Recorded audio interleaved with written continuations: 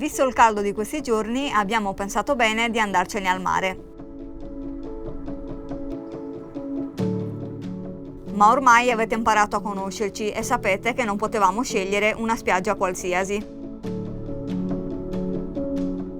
Abbiamo camminato tanto percorrendo un sentiero immerso nella natura ed accessibile veramente a poche persone, se non a chi come noi ama avventurarsi alla scoperta di posti poco conosciuti e soprattutto non inflazionati.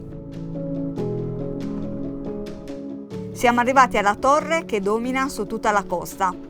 La bellezza di questo paesaggio incontaminato ci ha lasciati senza fiato. Finalmente, dopo la lunga camminata, siamo arrivati in spiaggia.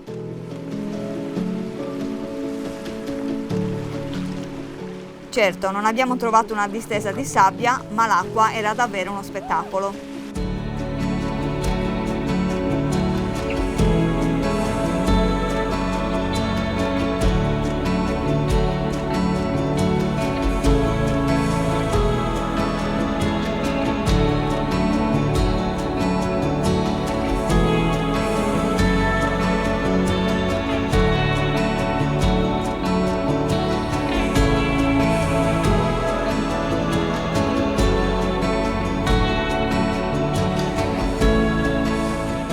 Ci siamo fatti un bel bagno rinfrescante e poi ci siamo resi conto di aver dimenticato i panini in macchina.